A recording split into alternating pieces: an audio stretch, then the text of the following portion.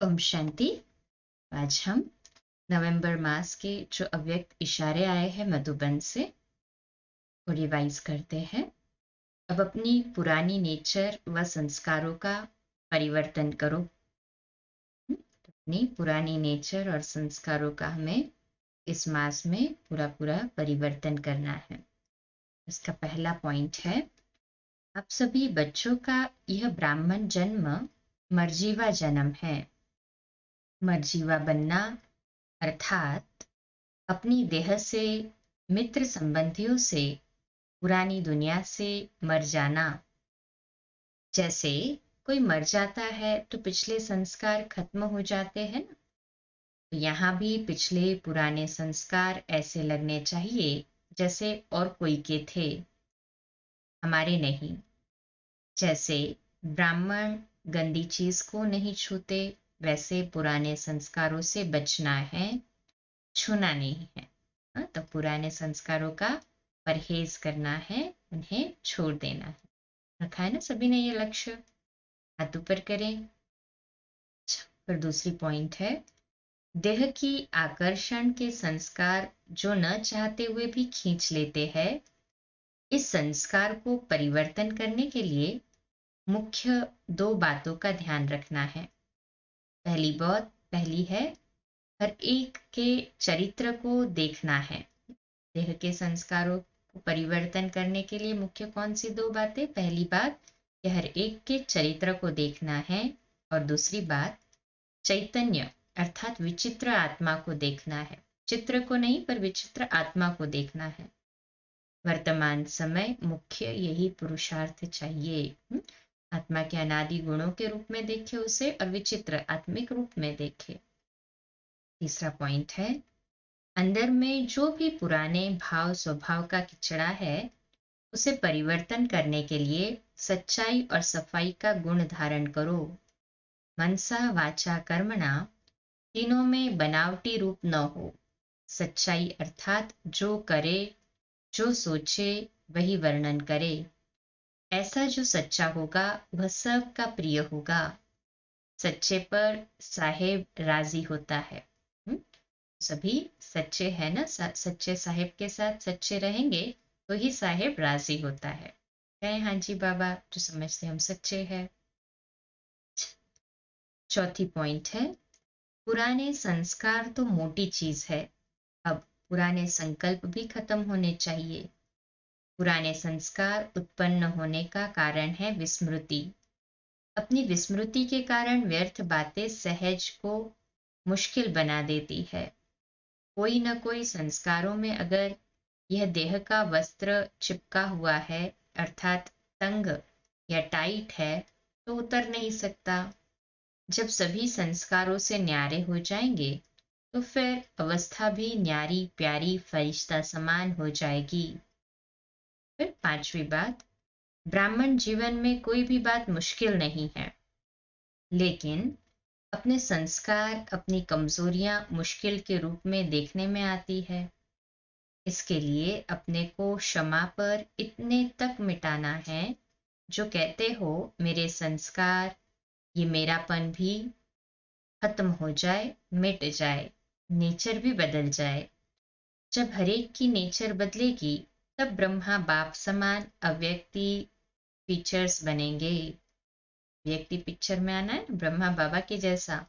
बाबा कहते हैं ये मेरा संस्कार है, ये मेरी नेचर है, ये शब्द ही अपनी डिक्शनरी में से डिलीट हो जाए।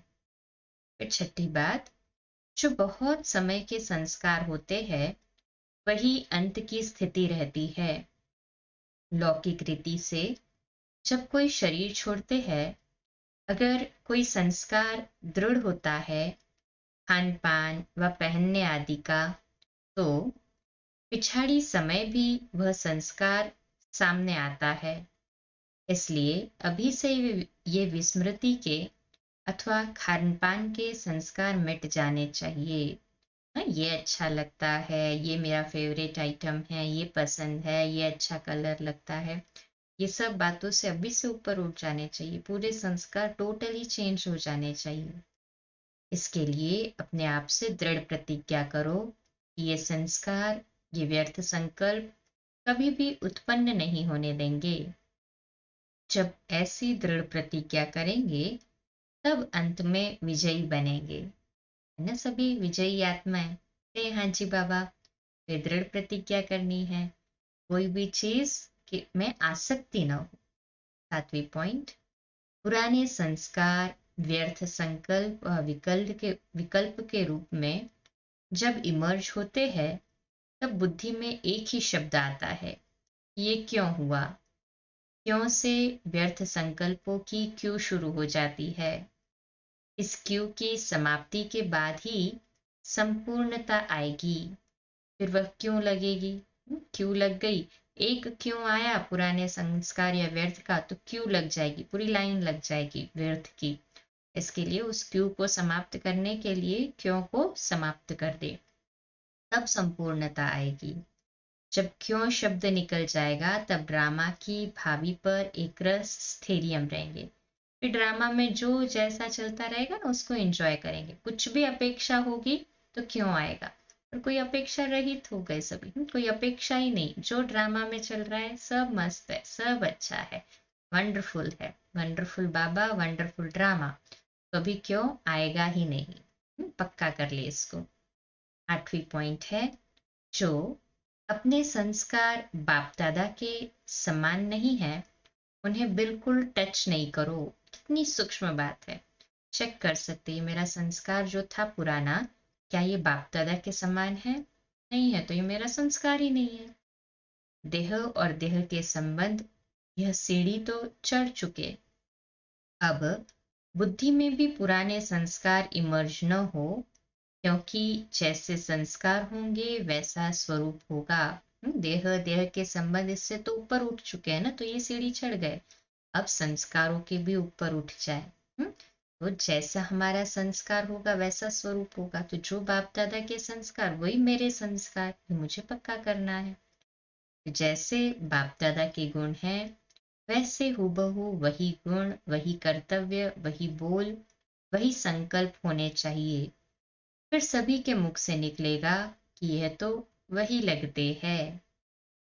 9th पॉइंट है, पुरानी बातें, पुराने संस्कार ऐसे अनुभव हो जैसे कि ना मालूम कब की पुरानी बात है। जैसे कोई बहुत पुरानी चीज हो गई हो तो वो विस्मृत हो जाती है ना, कि ये पुरानी चीज है, ये हमें पता भी नहीं था ये हमारे पास है। तो हमारे पुराने संस्कार भी इतने पुराने हो जाए, उसको यूज ही ना किया हो, तो फिर वो कैसे हो जाएंगे, विस्मृत हो जाएंगे। तो ऐसे नाम निशान खत्म हो जाए, इसके लिए दो चीजें करनी है। पहली, अपनी बुद्धि से उपराम। मैं ऐसा सोचता हूँ, मुझे ऐसा लगता है, ये अपनी बुद्धि से भी उपराम, क्योंकि मेरा सोचना तो कुछ है ही नहीं ना। जो बाबा सोच रहा है वो मेरे लिए सोच रहा है। श्रीमत क्या है, मेरे लिए बाबा की सोच है। और दूसरी पॉइंट, संस्कारों से भी उपराम। तो अपनी बुद्धि से भी उपराम और अपने संस्कारों से भी उपराम। मेरे संस्कार इस मेरेपन से भी उपराम। मैं यह समझती हूँ, इस मैंपन से भी उपराम। जहां मैं शब्द आता है वहां बाप दादा याद आए। जहां भी मैं शब्द आया ना वहां बाप दादा याद आ जाए। जहां मेरी समझ आती है वहां श्रीमत याद आ जाए। मैं समझती हूँ बोलना रॉन्ग, तो तुरंत मैं श्रीमत याद आ जाए। यथार्थ हो जाएगा हर कर्म, हर संस्कार, हर शब्द और हर संकल्प। आज के लिए आखिरी पॉइंट रखते हैं, 10वीं पॉइंट। जैसे साकार रूप के संस्कार उपराम और साक्षी दृष्टा के थे, यही साकार के संपूर्ण स्थिति के श्रेष्ठ लक्षण थे। इन संस्कारों में समानता लानी है। इन गुणों से सर्व के दिलों पर विजयी बनेंगे। उपराम और साक्षी दृष्टा। कोई भी चीज में आसक्ति नहीं होगी तो उपराम, और हर एक ड्रामा के पार्ट को साक्षी होकर देखेंगे। बाबा कहते उपराम और साक्षी दृष्टा से विजयी बनेंगे। जो संगम पर सर्व के दिलों पर विजयी बनता है वही भविष्य में विश्व महाराजन बनते हैं ना। सभी ऐसे ही विश्व महाराजन बनने वाले, संगम पर सबके दिलों में विजयी बने। अच्छा, 2 मिनट के लिए साइलेंस में शक्तिशाली योग के प्रकंपन फैलाएंगे संगठन में, बाबा के घर के लिए।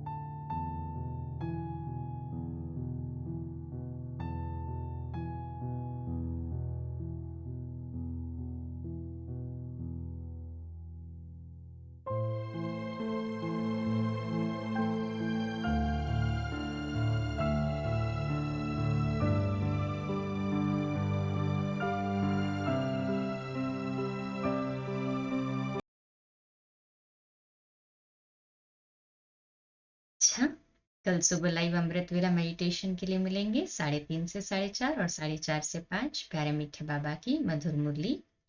और रात्रि क्लास रोज की तरह 8:45 बजे। शुभ रात्रि। ओम शांति।